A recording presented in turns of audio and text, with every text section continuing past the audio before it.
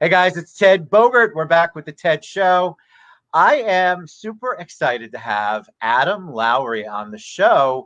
If you guys did, I know you did because you asked me questions. If you guys did any research or a little bit, anything, look at his social media, his website, all the good things that Adam's on, you know that he's got a fantastic background, a great story, a great journey, and he's got Cognitive Rampage, which we're going to talk about today. Welcome to the show, my friend.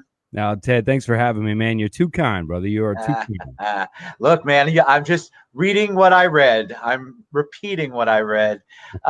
So, for those people who don't know Adam, will you give them a little background on you? Yeah, sure. And but before I preface the background, I do believe that all of us have a unique story and a background of where we come from. I think all of our lives are a story yet to be put in a book, and some are in a book. I encourage so many people to live the narrative that they imagine in their mind, and this can happen. I think we are given the backgrounds that we are to become the great people that we are meant to be. Amen to that. I agree 100%. Yeah, so I'll briefly walk into some background stuff. Long story short, man, I was an athlete for my whole life into college football. I played that for a while. There was nothing else in life. It was football or die, right? That's what life was. And I got injured in college and it ended my career. I didn't know what to do. And let's just say my childhood had some good times and some bad times. It was a rough childhood for various reasons, but it's what made me, right? So I don't want to harp on that too long. It's what made me got through that. I didn't know what I was going to do after college football, so I did the only thing I knew to do, which was turn to selling drugs. Right? I just let that be out there, right? I got you. That's what I did, and I lived a crazy life for a long time. I'll skip forward through all the craziness that life brought me. I moved into the bar and nightclub business. Somehow they seem to go hand in hand in life. I don't Can't imagine why. I moved into that business, man, and I did that for nearly a decade. And there was it was a Tuesday night at a club that I was a partner in downtown Orlando, and someone at like 1:30 at peak time in the club or whatever, they turned the lights on. And I just looked what was happening with the lights on. And it's an odd thing if you're looking at a club that's packed and it's a dance club, then the lights come on, right? You're like, what am I doing, man? Like, what is this for a minute? I had some odd thing that happened. Long story short, I went home that night. I had a 16-hour argument with myself in the living room about what life is, who I was, what I was supposed to do, all the things we all ask ourselves, right? And within 3 or 4 days, I got rid of everything. The girlfriend I had for 4 years, quotes friends, my stuff, I got rid of it all. And I went on this thing called Walkabout, if you will. My brother hooked me up with this labor job down in the Keys to go do some laboring. And I went down there, spent some time in the Keys, spent some time in Tennessee. It was about a year and a half, 2 years. Went out to Acoma Pueblo, out in Sky City, New Mexico with I'm part Native American, lived out there for a while and just kind of traveled, man, not just asking questions, man, just like, well, who am I, right? What do I do, right? And Right. I came back from that, and there was no part of me that was like, all right, I want to help other people, right? That's the cliche stuff you hear, right? I came home and I just want to help others, right? And no, It didn't happen that way. no, I wanted to help myself by helping people. Maybe, I don't know. I started coaching kids at the YMCA.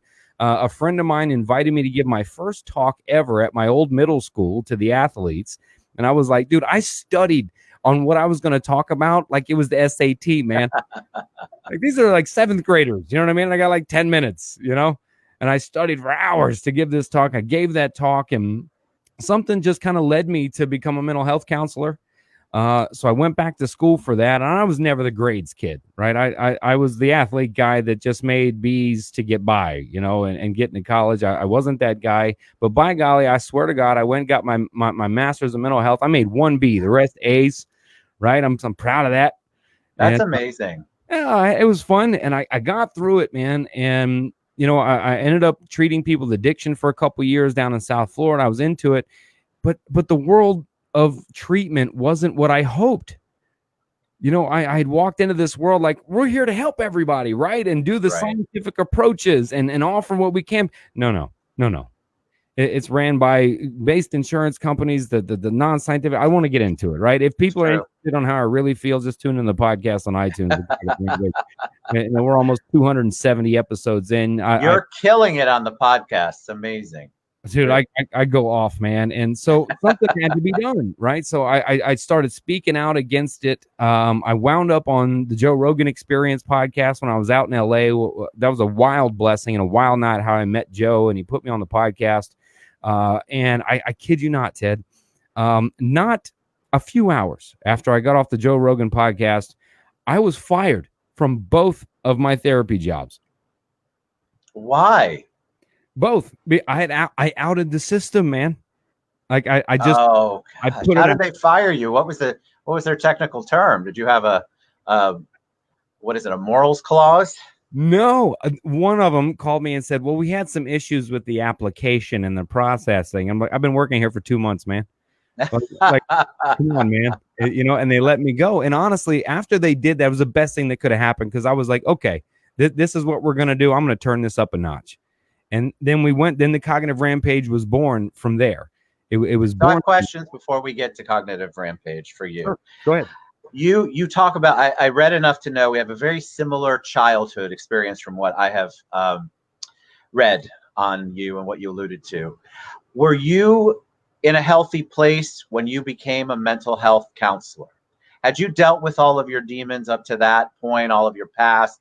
Had you gone through and kind of it was cathartic for you and got rid of it? Or were you still at a point where you're like, all right, I'm dealing with other people's problems, but I still haven't figured mine out yet? Well, I don't think we ever figure out all of our problems. I think that It's so true. I think that stays with us, right? To the point that we allow it to affect us, right? When I started taking responsibility for my own responses to what I had experienced, things began to change. When I stopped blaming, my father or what was happening. When I backed away from that, and said, "Look, this was on me." That's why I dove into psychology, because one, I want to know why he was the way he was. Right. And two, why I was. And then I started learning, wow, wait a minute, we control our emotions. What are you talking about? We have thoughts that create emotions. From those emotions, we create behavior. For everything, all the fingers started pointing at me. It was like, it's on you now. People don't like that, Adam. They don't like that. No. And the more I got into it, the more I was like, wow, this is on me to choose. The perception that we shape of our life, of our history, of our story, it creates the narrative we tell about our life that we tell ourselves. And this continued narrative about abusive home and violence. And if you continue that narrative, man, it shapes the life that you are then living, right? Rather than using it. It's why two people that can come from the same terrible place would say, "Hey, I'm this successful because I'm from an abusive life," or I'm in prison because I came from an abusive life, right? Yep. And so, no, for me, it wasn't. It was recategorizing what I had been through, and then making them reasons that I was doing better, as opposed to excuses to why I couldn't. Correct. So smart. I love that. I think it's important. I did 5 years counseling, and I think recategorizing I hadn't heard that term before, but I like it. And I think that once you realize it's on you, that was on them, but how you're moving forward is on you, and how you react and respond. And I love that you said take responsibility for your responses. Radical responsibility, is that what one of those new terms is? I did a show on it, but I think it's so important for you to recategorize. That's great. So I have another question. Since I have a master's in healthcare, and I did a lot of nonprofits, including licensing the mental health facilities, local ones. What was it that was going on? Can you speak in generalities if you want, or be specific? What was going on that was aggravating you so much? Was it just because it was so systematic and so insurance billing, or was it that the people had become, which I had found, a lot of them had become lackadaisical and laissez-faire in their approach because they realized they were going to get paid no matter whether the service was provided or not? Yeah, it's probably fivefold for me. I feel for the practitioners on the front line because they were not allowed to practice of what their style was. Right. Yeah. Like my style was in your face. Not everyone loved me, but I was in your face. And for me, rather than counsel you, I wanted to teach you psychology. I wanted to, here's the tools they taught me in my degrees. You can learn this and apply it yourself. Right. And so those in the middle, those on the front lines, they were held by groups they were allowed to run, things they were allowed to say. They were put in this box. You have to practice in this box. Forget what your style is. The groups have to be on this. And one of the bigger issues I had was the fact that, and let me preface by saying, I'm a fan of whatever works for you. If somersaults work for you to make your life better, then my God, do some somersaults. I'm in. I don't care. But what I didn't like is 90 to 98% of the approach in rehabs from around this country was a non-scientific based treatment called AA.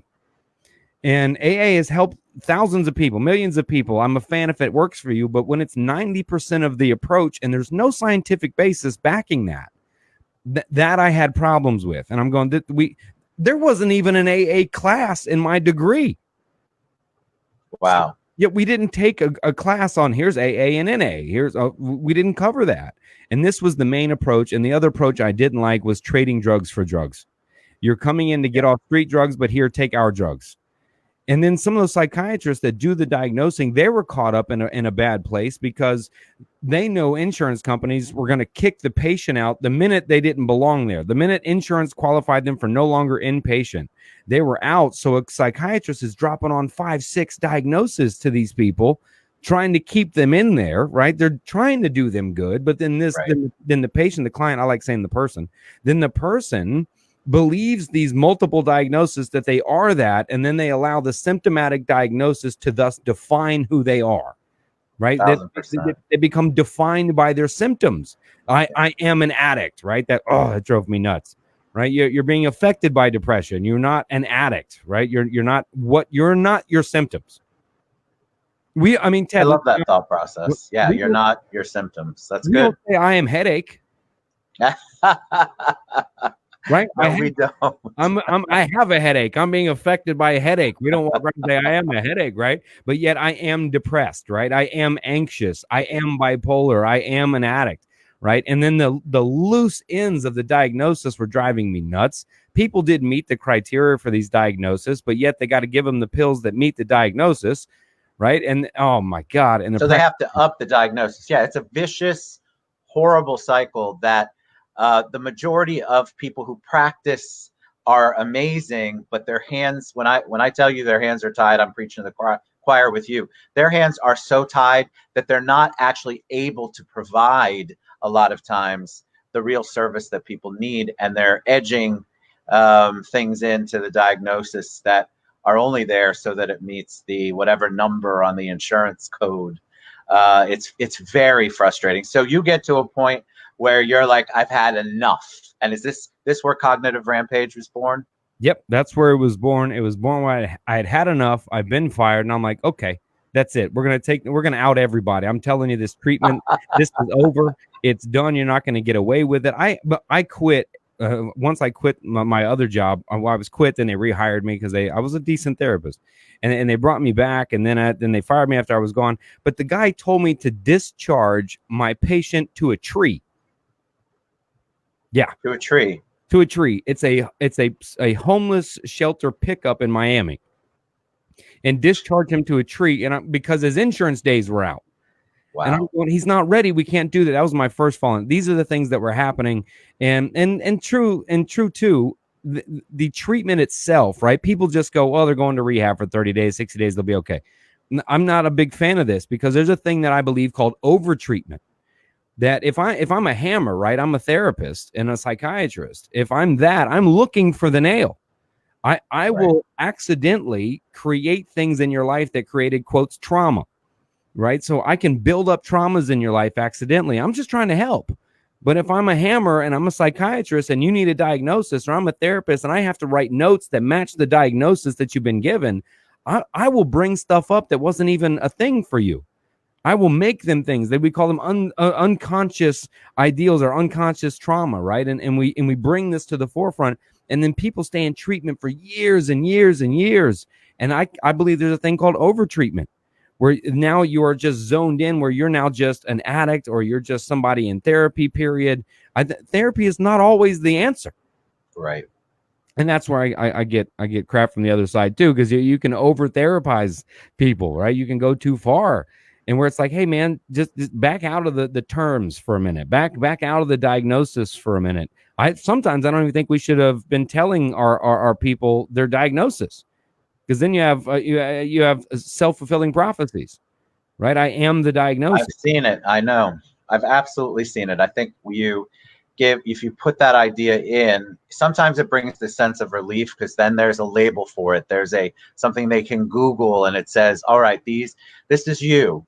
And there's some sense of relief for people. However, the self-fulfilling prophecy I've seen happen a lot. If you tell someone they are XYZ, chances are they're going to live up to exactly what you told them in some way, shape, or form. And I know other people get aggravated about it, but you've made a movement, an initiative out of it called Cognitive Rampage. Yeah. So for me, treatment or change, let's talk about change, right? Instead of treatment. Change for me, it comes fivefold, right? Typically, what's wrong with us at the time is our neurology is misfunctioning, right? Our neurology is wrong, and this is linked to our biology, right? So I don't believe addiction is a disease, and we won't do that on this show, but I just don't believe it's a disease. It can become a neurological pathway of a response pattern and behavior, right? So when we take the five things that create the change, our current neurology is shaping us to do behaviors and have thoughts that we have, right? So if we want to change the present day neurology or the biology, it takes biology. We have to focus on our biology and change that, a more healthier biology. We have to look at our environments. What environments, people, places, things, where are we at? What are we around? What are we doing? What's the influence to our story? And then third, our cognition or our cognitive, what we believe. That's really, to think is what cognitive means, to think. What do we think and what do we believe? Those are three levels. What we believe, what we think, and what we feel are three separate levels, and it starts with what you believe. Yes. People nowadays, we just go, I just feel. I just feel. And I'm going, well, stop. Well, what are you thinking? Whatever you're thinking is creating the feeling, but whatever you believe is shaping how you think, right? And so that third part is the cognition, how and what we think, how we talk about our lives, our narratives, our stories, right? The fourth would be behavior, a repeated behavior pattern. Whatever we're doing in a behavior pattern shapes the other three. All four of those create our present day neurology, our functioning of our mind. So if we want to change our present day mind, it seemed logical to me to how did our mind function how it does today? What we think, the environments we're in, the behaviors we do, the biology of our body itself, right? And the behaviors we repeat. Well, that's how we got here. So if I want to change how my mind or my brain is functioning, or quotes a brain disease, if I want to change that, well, then I have to change my environments. I have to change what I think, where I'm at, what I believe, what I'm doing, the environments that I'm around, and I need to freshen up my biology, sleep being one of those. Sleep is so underrated. So if I do those four things, then I can create a different, over time, brain functioning. And our brain has so much plasticity. People think your brain is what your brain is today, and that's not true. It changes like this. It's changing right now. Ted, my brain is different by the end of this show. I have no doubt. So we have this phrase we all like to say. I hate this phrase, Ted. That's just who I am. Oh yeah, that and it is what it is, or status quo. I don't like any of them. It's the cop out, right? They're saying that's just who I am. That's it. Take it or leave it. You don't want to change. But what was not happening in these facilities are those 4 points of change. You were not working on that. And for the most part, rehab, that is not the environment. I mean, you take out all the stresses of the day. You might get somebody 60 days in, ready to go. They're ready to go home. You get them home, and then stress, jobs, relationship, marriage, kids. It all shows back up in a different. Well, also, if you've got a drug or alcohol addiction, you go back to the same environment, especially on the drug side. It's the same neighborhood, the same house, the same people you were buying drugs from, the same opportunity, and you can't necessarily address that in rehab, inside, because once they leave and they go out, they're right back in it, and the temptation is there. That's why the recidivism rate is so incredibly high for these rehab programs. Yeah, and the addiction part, what scares me the most, what a lot of people don't know, are the ODs that come from addiction are mostly about 70% are due because they're crossing over drugs, not because of one drug itself. Is when you come out of rehab and you're on the drugs they gave you, be that Suboxone or something else like that, right? And then you go back to the other drug, right? We'll just stick with the heroin thing. And now you're maxing drugs. When you cross over the drugs, that's when you get crazy. That's the sad part. The deaths happen from using multiple drugs or the crossover. You've been in rehab for 60 days. Now you do the same amount that you were doing when you went into rehab. Plus you used to be on Suboxone, or now you're on something else. You cross over. That's where these deaths are happening. And, for me, I'll just run into it, right? A lot of people, that's where the book came from, Ted, is because I got tired of just complaining. Yeah. I got tired of just pointing out the problem. And I said, okay, what's the solution then, Smarty Pants, Adam? So what is the solution? Because right now I feel like people want to try something different. But like the system is broken, but that's where the money comes from, and that's where the insurance comes from, and that's where the thought process comes from, and that's where programs like Scared Straight and all of that came from. And so there definitely needs to be a shift. So what is, from your perspective, what do you think some of the answers or solutions are?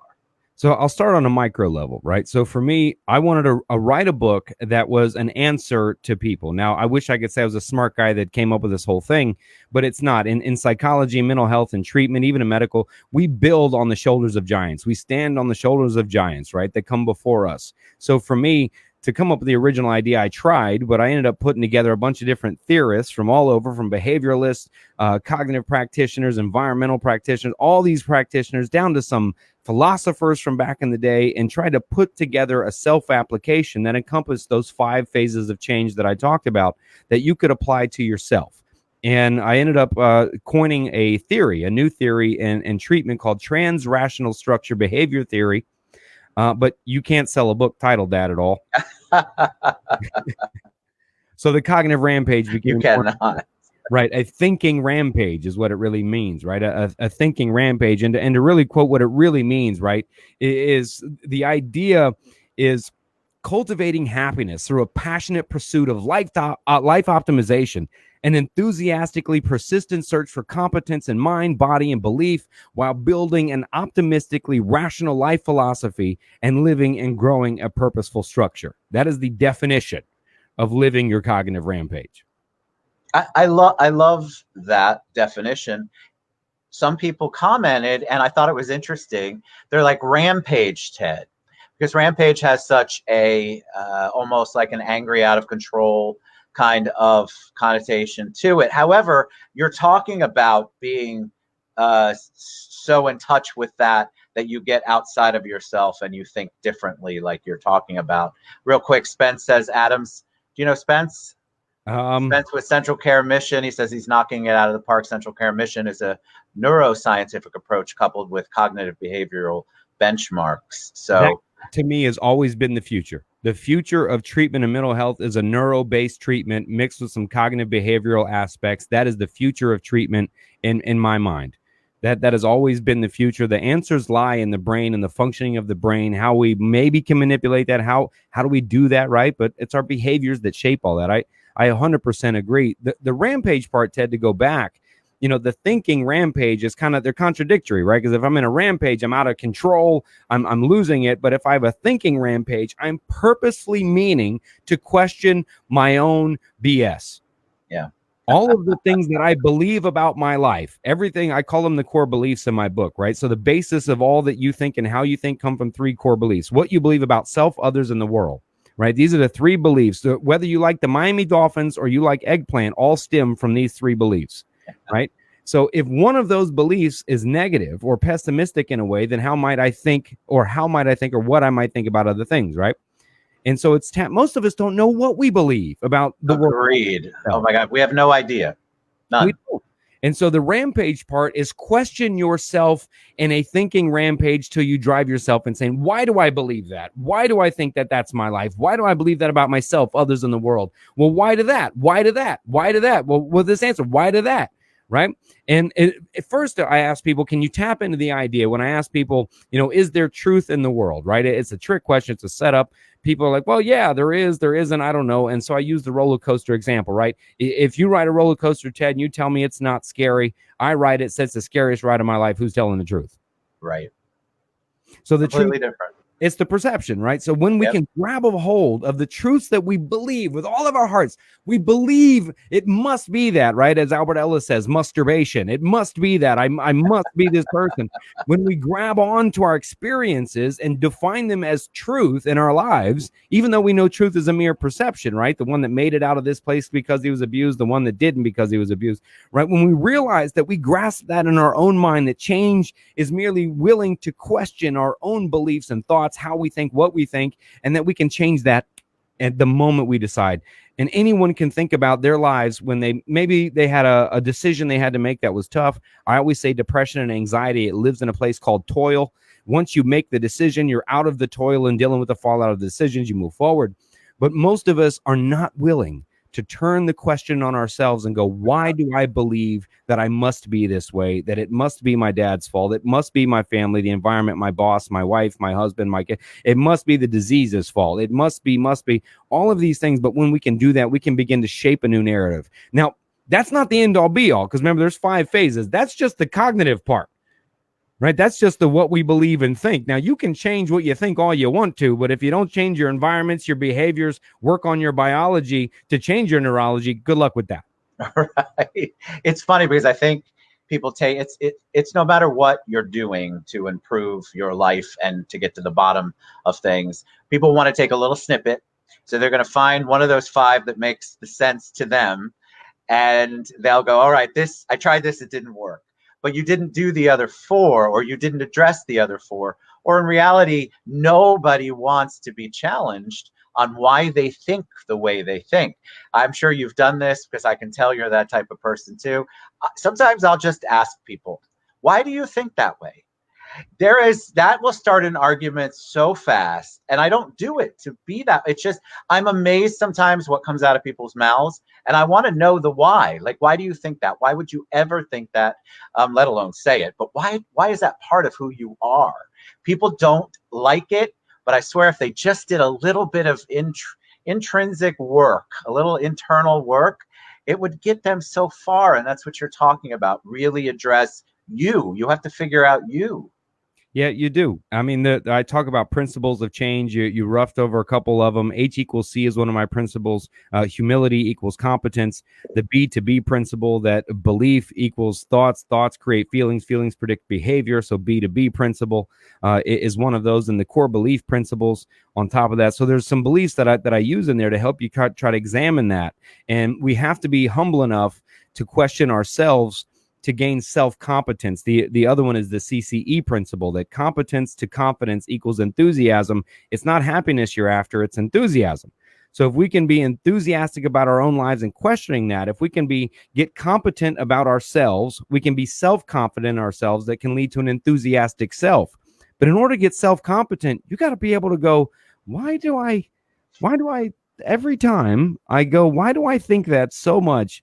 I tell people, start anything in life. I don't care if it's politics or jobs or whatever you're doing, wherever your hard no's or yeses are, start there and question those and work backwards. Love it. All right. Where do people, I put adamlowery.com. Is that the best way for people to reach you, or to purchase Cognitive Rampage, or to figure out more about Adam Lowery and Cognitive Rampage? Yeah, the podcast is on iTunes, Stitcher if you have Android. It's on YouTube as well, Cognitive Rampage, Podbean, a whole bunch of places. We've been doing it for about 5 years. There's some cerebral guests that I've had on there that have made me sit back in my chair and go, wow, I'm an idiot. Sit down, I feel like that every day, my friend. I doubt it, Ted. I do. Like Dr. I'm amazed at the stuff that people like you, like that is something that I thought but never expanded on it, and then you took it and added so much depth to it. Now, if we could get more people to listen, it would be good. So I've got some ideas on that. All right, Adam Lowery, Cognitive Rampage, thank you so much for being on the show. That was really, really awesome. Ted, thank you very much, man. Honored to be here, buddy. Honored, my friend. All right, we'll see you guys soon.